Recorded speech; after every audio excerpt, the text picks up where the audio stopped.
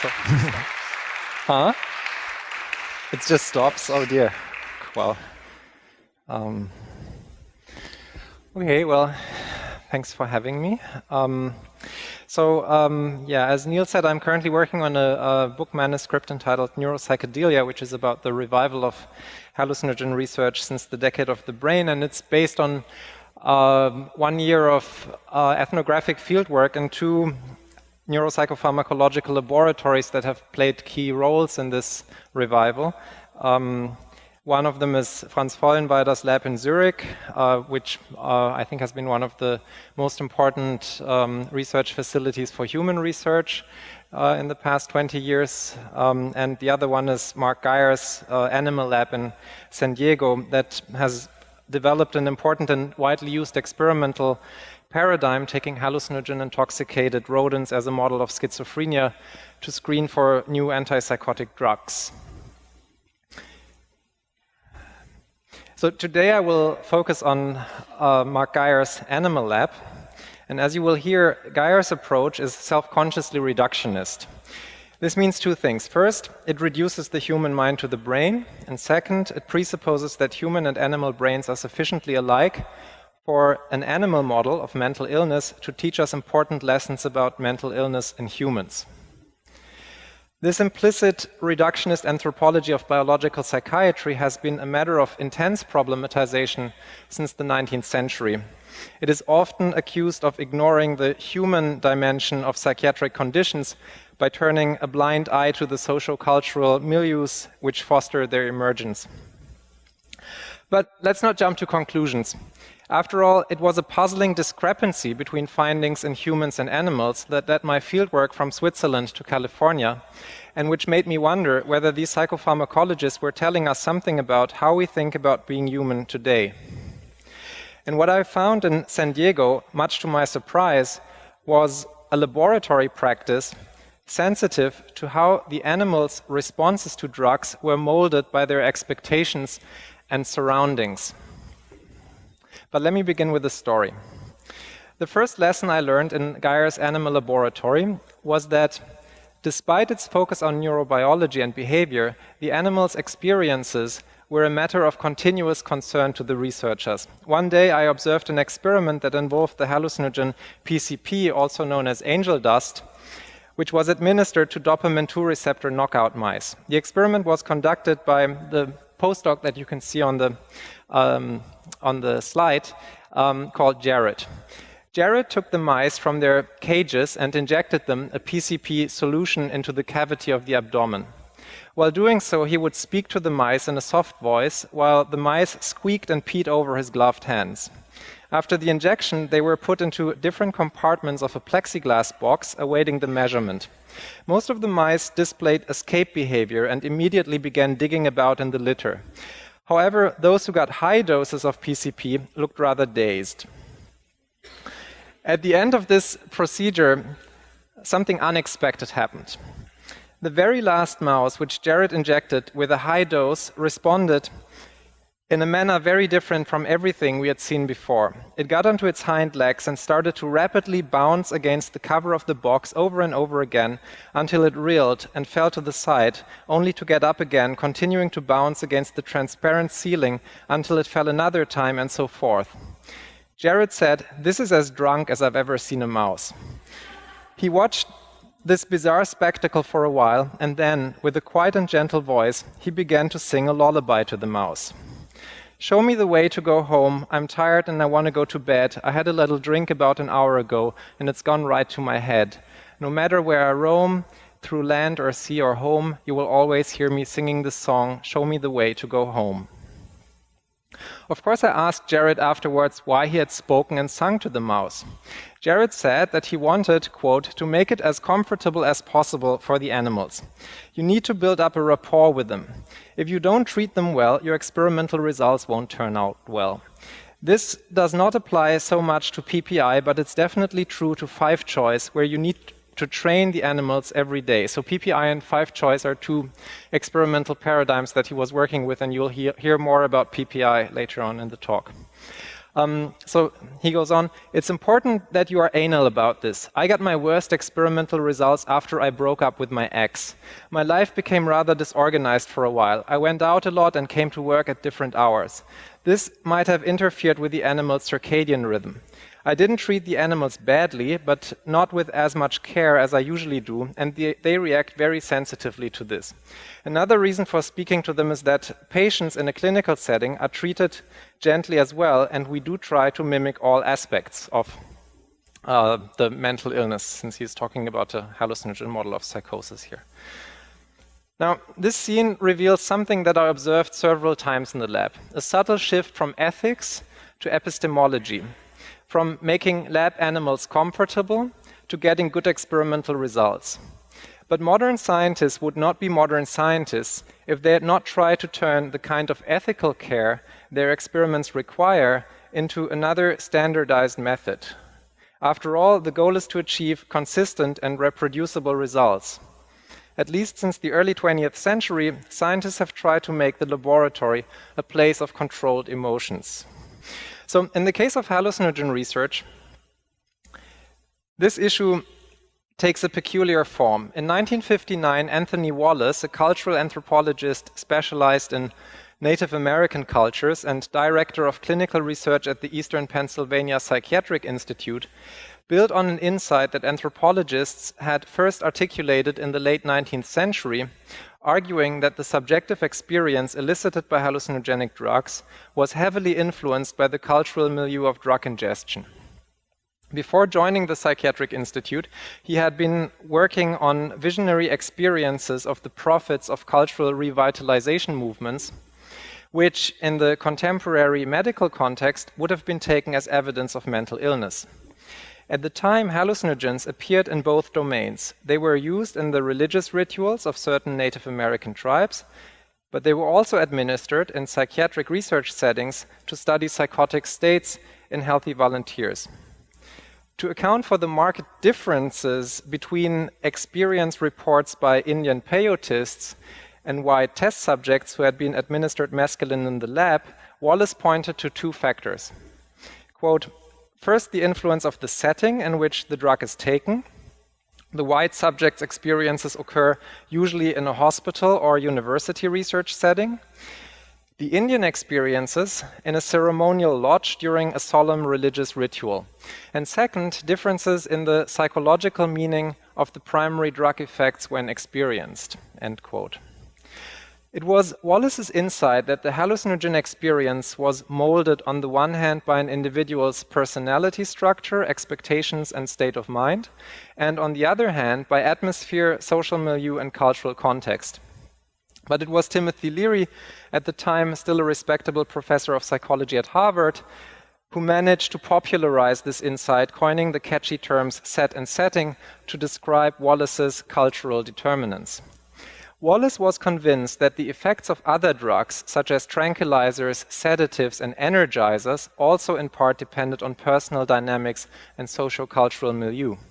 However, hallucinogens soon acquired a special status in this discussion. Not only were their effects found to be influenced by an individual subject's state of mind and surroundings, but they were said to pharmacologically amplify the impact of these non-pharmacological factors on human experience. The psychiatrist Lester Grinspoon and his colleague James Bacalar noted, quote, in experiments, most drugs make all subjects feel more alike. LSD actually tends to accentuate any differences in mood that exist among subjects at the start, end quote. This idea has been carried over into animal research involving hallucinogenic drugs. Geyer decided to investigate the impact of different environments on drug effects. For this purpose, he measured the exploratory behavior of rats and so-called behavior tracker boxes. He found that hallucinogens, unlike psychostimulants or sedatives, affect an organism's behavior differently depending on whether it is familiar with its environment or not. In a novel environment, rats on LSD, for example, display an increased degree of neophobia, That is, they're afraid of everything that's new in there, and they don't go out exploring little holes and everything that they can find in the box. Whereas in a familiar environment, they move around as they usually do. Conceptually, this translation of set and setting from human to animal research is accompanied by a slip from socio-cultural milieu to significant biological Umwelt. Practically, however, what matters for the researchers is that set and setting must be controlled in order to achieve comparable experimental results. One of the lab technicians explained to me that setting was particularly difficult to handle in animal research, as it is hard for us to imagine how a different species experiences its environment.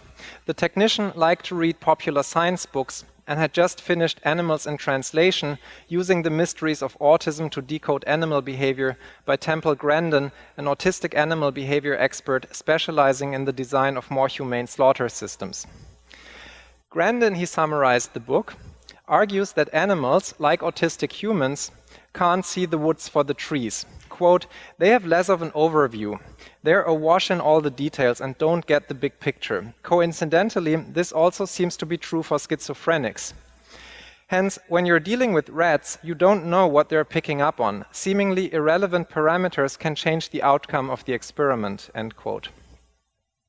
If results from a different laboratory cannot be reproduced, it might well be due to something in the lab, but it is very difficult to determine whether it is the new paint or the wearing of a computer ventilation, especially since one doesn't know what it is like for the animals, and one possibly has never been to the other lab, so one also doesn't even know what kind of factors might play a role in the other place.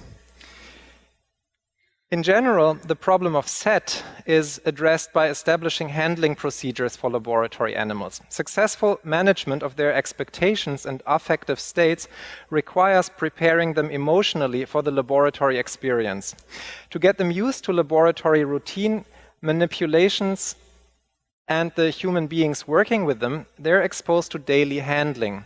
Today, such handling procedures are standard practice in animal laboratories. As hallucinogens are supposed to make an organism's behavior even more dependent on set and setting than it usually is, Mark Geyer has developed a special hallucinogen handling procedure in addition to the usual animal handling procedure. One day before the actual experiment, the rats are brought up from the vivarium, which is the place where the animals are kept, so they are usually not housed in the lab. So they're brought up from the vivarium to the lab to get used to the environment in which they will receive the drug. As rats are nocturnal animals, they're kept under reversed lighting conditions. Therefore, the experimental room is bathed in red light and the fans are running, as if testing were imminent, as the protocol says. The technician running the experiment takes the rats out of their cages, weighs them, pinches their back skin to simulate a subcutaneous injection, and puts them into a large plexiglass box resembling the actual behavior tracker boxes, which they will get to know on the day of the experiment. However, these attempts at standardization are not always successful. A good example for the limits of this endeavor is the tall, blonde, left-handed effect. One of Geyer's collaborators found that LSD initially induces a decrease of exploratory activity, which is then followed by an increase in the second part of the measurement. But when her colleagues tried to reproduce her findings, they did not succeed, with the exception of another woman in the lab who, like the first researcher, turned out to be a tall left-handed blonde. Beyond the obvious anthropomorphizations, it remained unclear what the rats had picked up on. The technician already quoted above said, behavioral work is an art. It's partly science, partly common sense, but it is also an art. What is interesting about the pharmacological discourse and practice that I've described to you so far is that it is at odds with the doctrine of pharmacologicalism. Pharmacologicalism describes the prevalent belief that it is the pharmacological essence of a drug which determines an organism's response to the drug. But the ethnographic material that I've presented demonstrated that in their practical work, hallucinogen researchers are well aware of the context dependence of drug action, even if this problem is hardly addressed in their publications. And I will get back to this issue at the end of my talk. In their efforts to make psychopharmacological knowledge production less dependent on local conditions and more scientific, assuming that one could sort of separate science from this kind of craftsmanship that is another dimension of laboratory work, researchers in this field prefer so-called simple and robust measures that are less influenced by such imponderable factors as set and setting. A fairly robust experimental paradigm is PPI, or pre-pulse inhibition. The concept of PPI describes the following phenomenon. Sudden and intense sensory stimuli trigger a startle reflex, which comprises blinking as well as a jerk of the whole body. If a weak, non-startling stimulus, for example a low noise, referred to as a pre-pulse, precedes the stimulus, for example a loud noise, referred to as pulse, it inhibits the startle response. So the startle response is less pronounced if you have sort of a non-startling pre-pulse before it.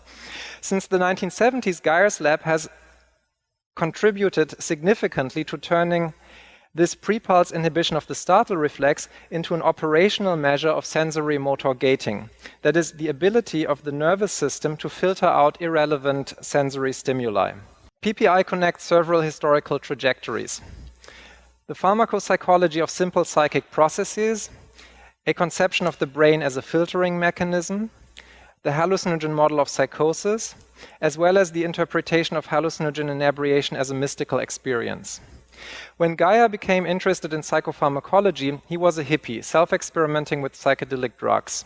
Like so many members of his generation, he was hit by the wave of individualistic, unchurched spirituality, which transformed the religious landscape of the United States in the 1960s. As an undergrad, in 1963, he heard Aldous Huxley speak about the mystical revelations he had experienced under the influence of mescaline. Following William James and Henri Bergson, Huxley regarded the brain as a filter. From the abundance of sensory information with which living organisms are constantly confronted, it filters out those stimuli that do not help to survive, thereby barring human beings from experiencing their unity with the cosmic mind. However, hallucinogen ingestion, as well as various mystical practices, disturb the cerebral reducing valve, as Huxley called it, and thereby provide a glimpse of dimensions of reality not of immediate value in the fight for biological survival, but beneficial to our spiritual well-being.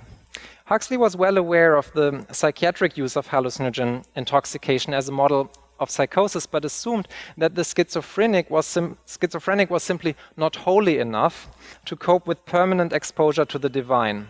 In principle, he regarded model psychosis research and the instant mysticism granted by psychedelic drugs as compatible. But in contrast to the prevalent medical interpretation, he did not conceive of the hallucinogen experience as a mere hallucination or delusion, but as a revelation of metaphysical truth. Inspired by this psychedelic discourse, Mark Geyer got interested in gating or neural filter functions. In 1978, the group around Geyer managed to establish PPI as an operational measure of sensory motor gating by demonstrating PPI deficits in schizophrenic patients. A breakdown of the perceptual filter and the subsequent overload of sensory stimuli was presented as an explanation for a number of symptoms of schizophrenia, such as distractibility, hallucinations, and formal thought disorders. Studying mental phenomena as complex as schizophrenia by examining a biological function as simple as the startle reflex follows the tradition of Kraepelinian experimental pharmacopsychology and focusing on easily operationalizable and quantifiable simple psychic processes such as reaction times or short-term memory.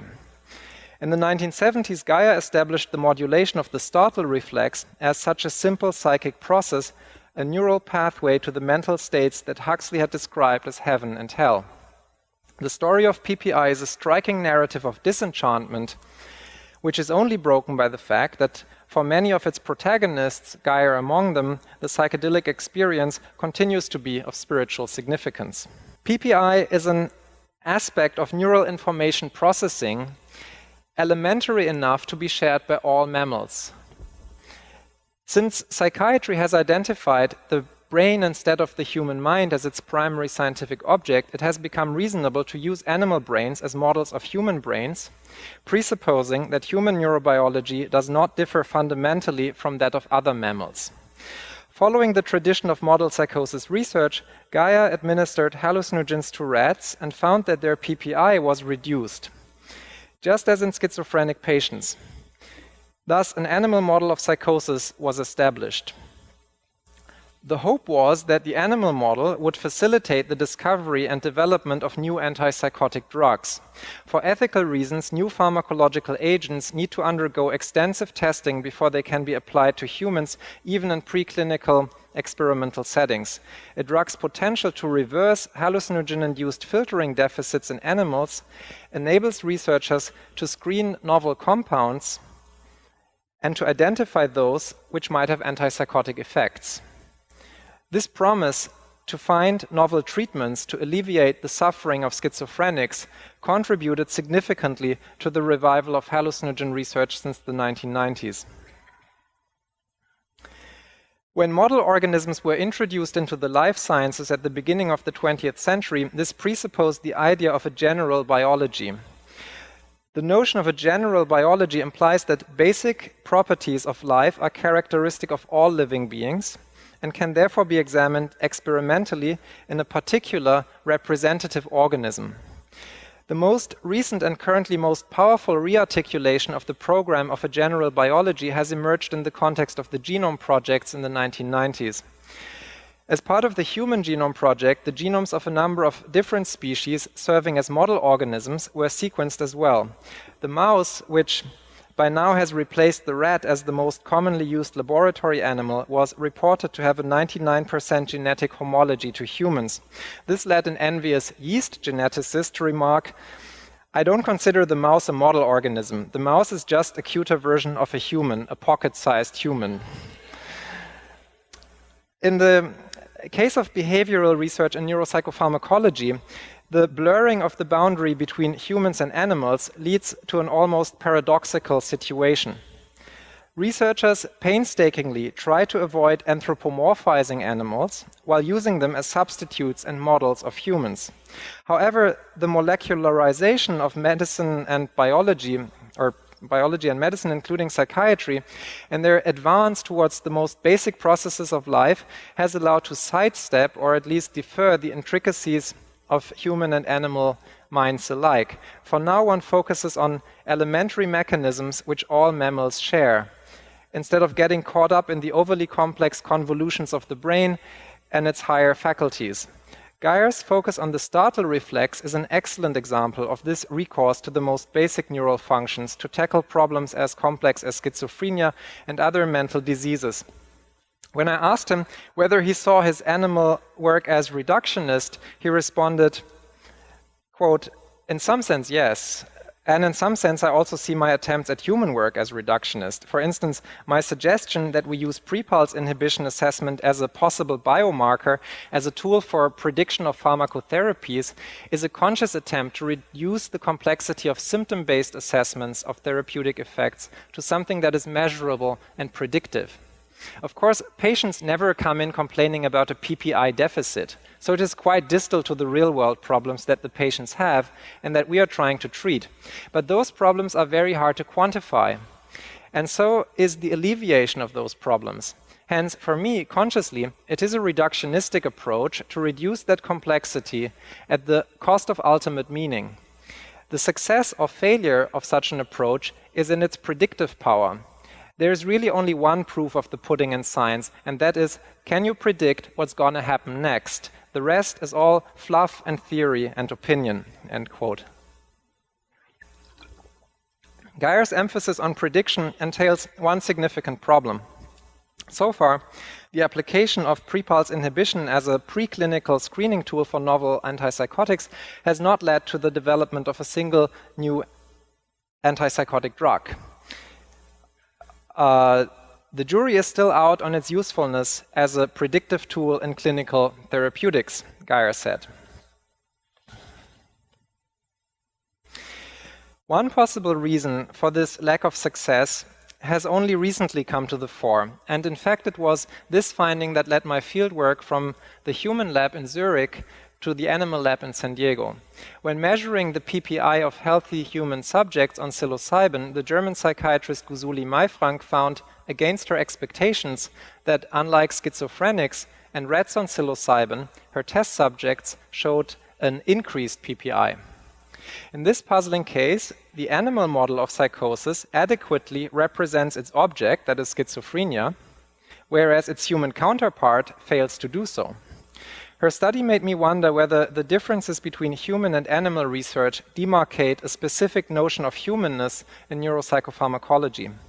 But further studies conducted in San Diego complicated the picture even more. For the discrepancies are not restricted to humans and animals, but have turned out to be widely disseminated across species. This conundrum has not been solved yet. At present, it is not clear whether this is the beginning of an interesting discovery or whether PPI is in deep trouble. The fact that the discrepancies between humans and animal research might be about to give rise to a fruitful exchange between the laboratories in San Diego and Zurich could not comfort Mark Geyer.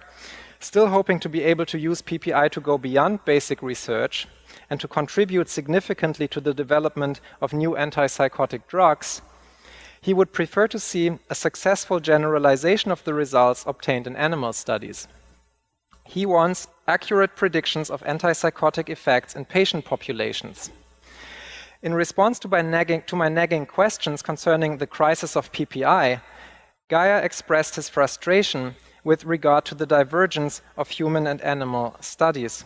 Quote, in a sense, it is a bigger crisis than just for PPI.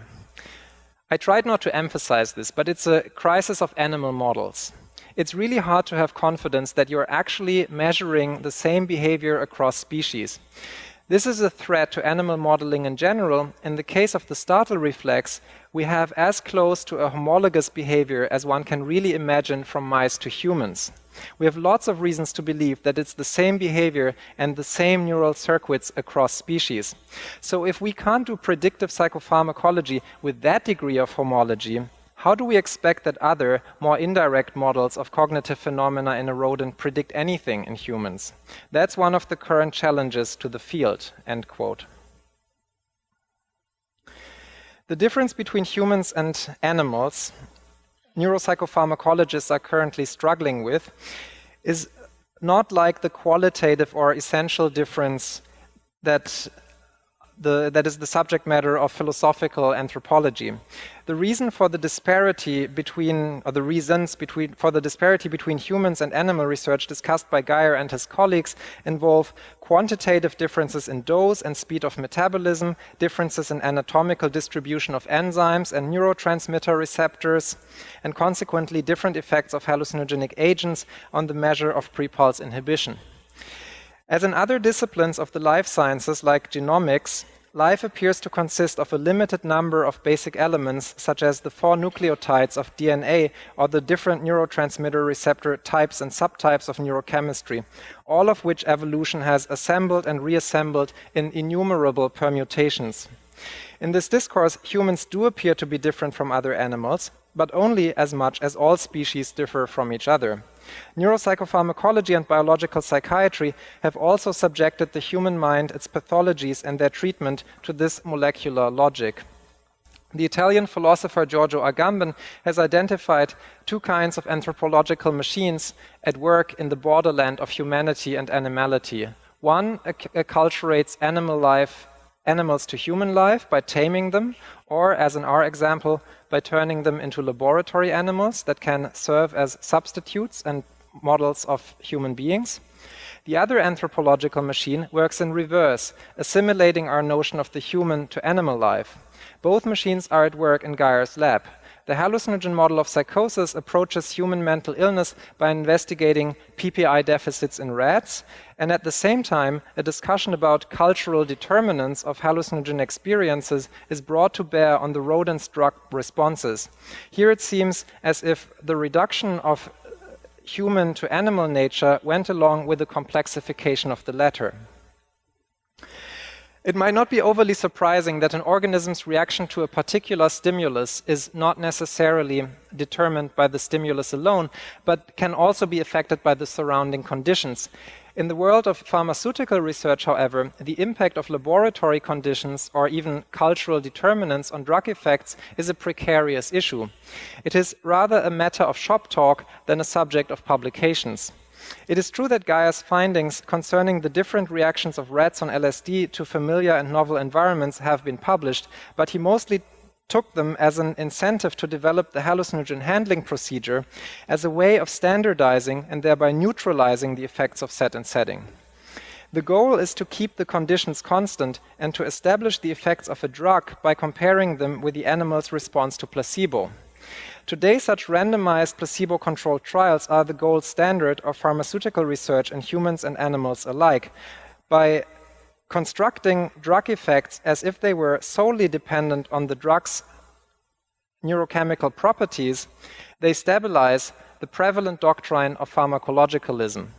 And yet, there is a subversive potential to Geyer's work if one traces the origins of his hallucinogen handling procedure back to Anthony Wallace's 1959 article on the cultural determinants of hallucinations.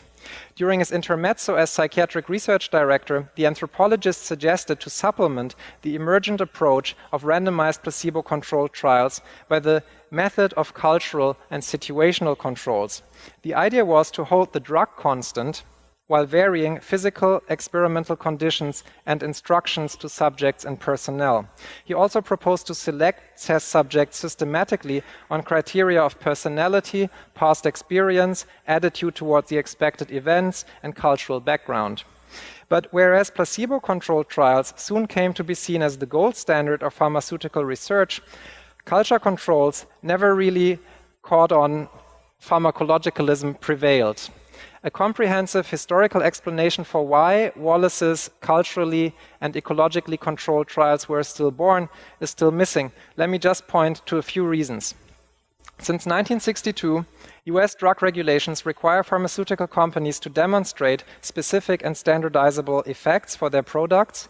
These companies sell drugs, not living conditions, and need to market their medicines as working under all circumstances. Psychiatrists want their craft to be acknowledged as a medical discipline like any other, an aspiration which would be undermined if the efficacy of their drug treatments turned out to depend on local context. And finally, the entire war on drugs is or was based on the assumption that some drugs, such as Ritalin, are of therapeutic value, whereas pharmacologically related drugs, such as amphetamine, are essentially bad. Thus, pharmacologicalism is deeply entrenched in contemporary drug culture, but we might be better off without it, and Mark Geyer's research helps to shake this dogma.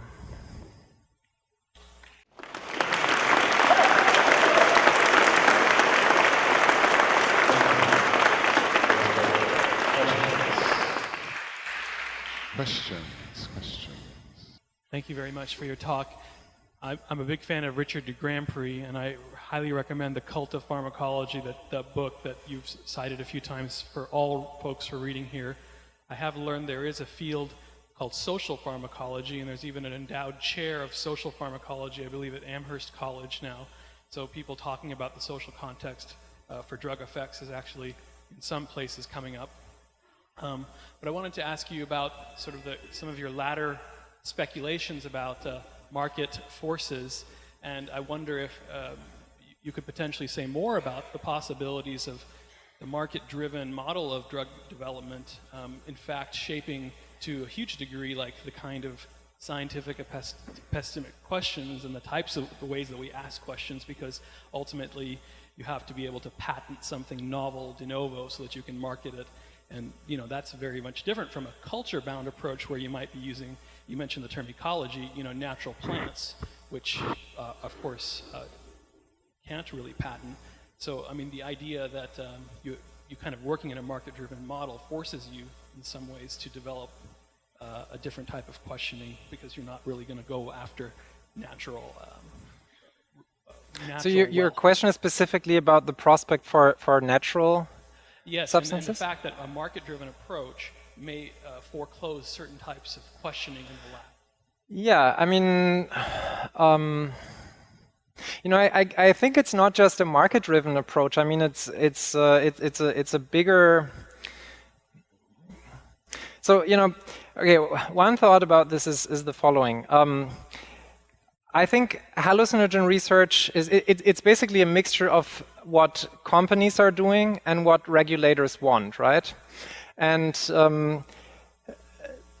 I think hallucinogen research is a particularly good area to push the point that something like cultural and situational controls would be valuable, even though I suspect that Wallace is right and that you would find similar effects, maybe not as pronounced for other psychoactive drugs, and that might help to clarify some of the confusion that comes up, you know, when you read that, I don't know, Prozac is hardly more efficient than a placebo, while you still meet people who give you very powerful accounts of their Prozac experience, and others, you know. So I guess one would profit from looking at these things in more detail.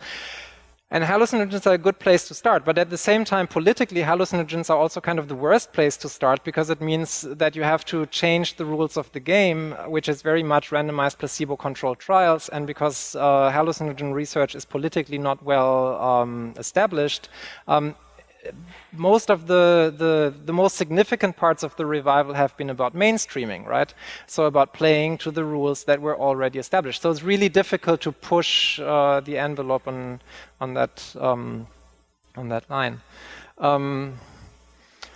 Otherwise, I also think that, you know, a lot of substances that have not yet been, I mean, I don't see a lot of sort of big profits in hallucinogens, because, I mean, they're not drugs that you would take on a regular basis unless you go down this microdosing approach that we heard about.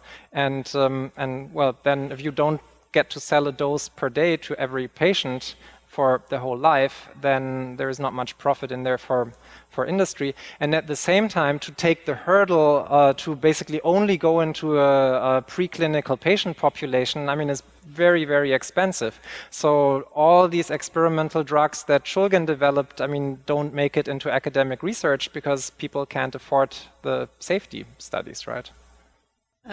I'd like to ask if you can comment anything on this ethical debate about laboratorial tests with animals, like this discussion that we should challenge the rights of human beings to apply, you know, to kill and to do experiments with animals, and maybe relate this discussion to this very idea of humanizing animals, because that, I think that has to do also, it's because we create new ontologies of animals. So can you comment on this discussion? Well, you know, of course, the whole ethical apparatus and their ethical concern for the animals, you know, I mean, however you assess that from an animal rights perspective, within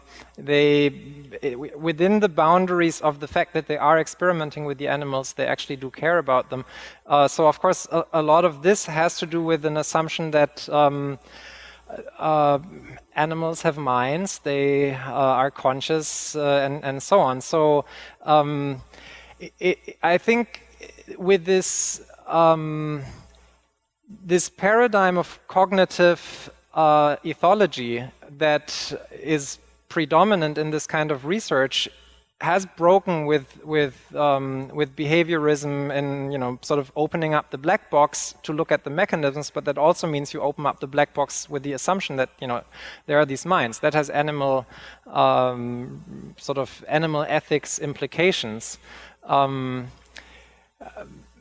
And, you know, at the same time, they're not treated as equal. So, you know, I think that there are two things going on. On the one hand, there is the assumption that there is continuity between humans and animals on the physical level, and at the same time, the old humanist assumption that there is a radical break somewhere is basically what you see in action on the ethical level, where, you know, you can do with animals things that you wouldn't be allowed to do with humans. So it's kind of a sort of a broken ontology. It's basically has two kind of standards on two different levels. Thank you. Thank you, Nicholas.